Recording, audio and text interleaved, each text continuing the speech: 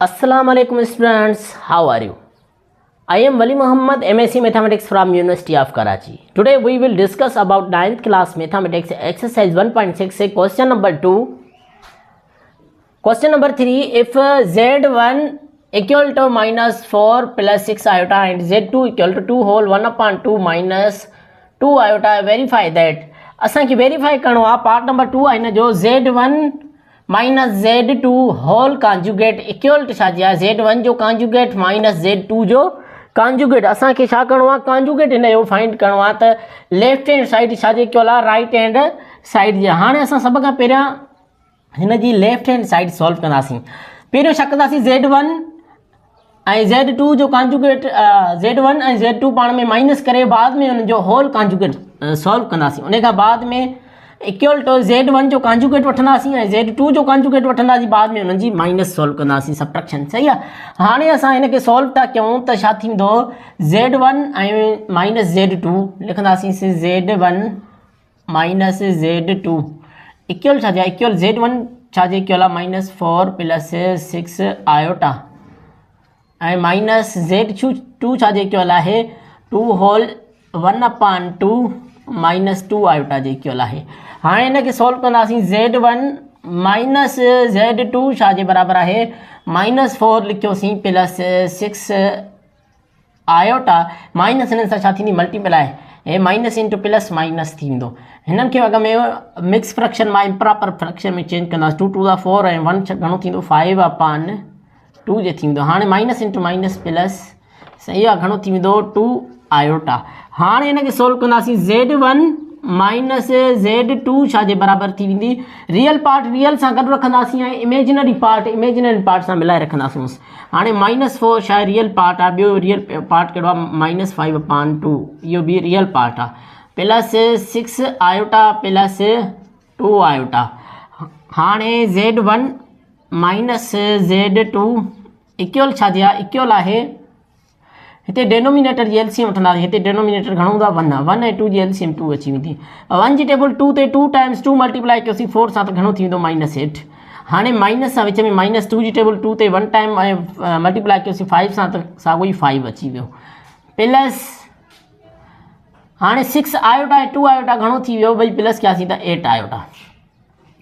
Z1 minus Z2 equal छा जे आहे minus 8 ऐं माइनस 5 आहे। हाणे ॿई माइनस वारा अंग छा थींदा पाण में प्लस थींदा। छा थींदो minus 13 upon 2 plus 8 iota.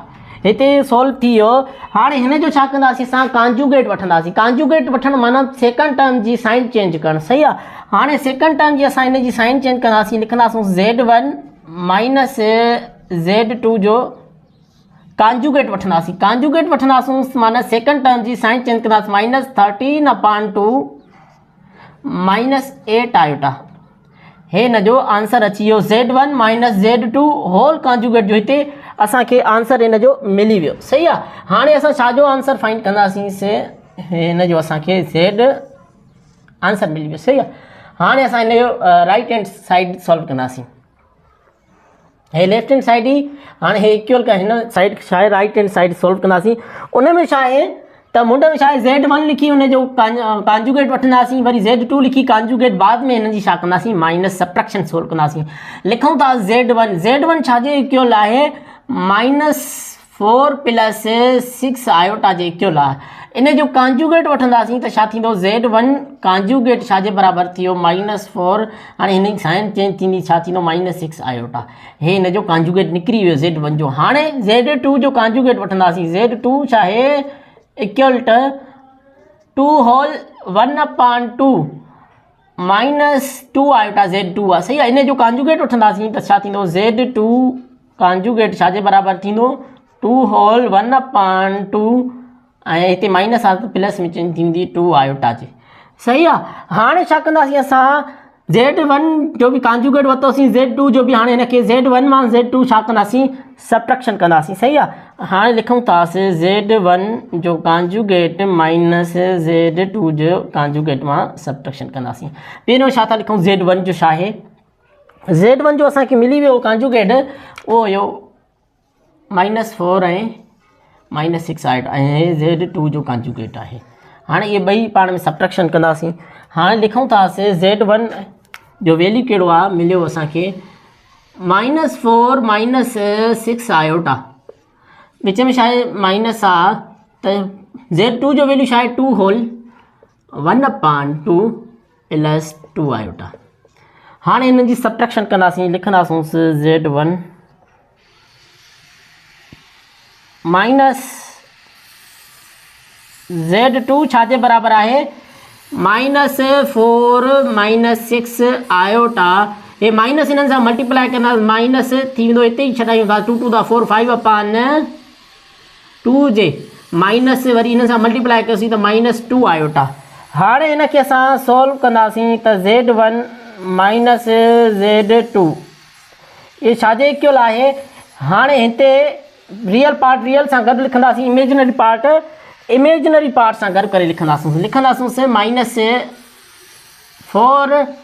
5/2 -6 iota -2 iota. हाणे हिननि खे सॉल्व कंदासीं, हिननि जी एलसीएम वठी हिनखे सॉल्व कंदासीं, लिखंदासीं Z1 conjugate minus Z2 conjugate equal, हिन एलसीएम वठी हिनखे सॉल्व कंदासीं त हिन जो आंसर घणो अची वेंदो -13/2। हिन जो आंसर आयो -13/2 अची वियो। ऐं कामा हे ॿई माइनस जा आहिनि, प्लस थींदा त छा थींदो -8 आयोटा। सही आहे। हाणे हे हिन जो आंसर अची वियो, त माने छा थियो त हिन जो सॉल्यूशन असांखे मिली वियो। सही आहे। त हिन जो सॉल्यूशन छा थियो -13/2 ऐं हिते छा थियो -8 आयोटा। हाणे हे सोल्व थी वियो, त हे ॾिसो त हीअ साइड छा आहे इक्वल आहे, -13/2 ऐं -8 आयोटा। -13/2 -8 आयोटा छा प्रूव थी वियो त राइट हैंड साइड ऐं लेफ्ट हैंड साइड हिक ॿिए जे छा थी वियो इक्वल थी वियूं।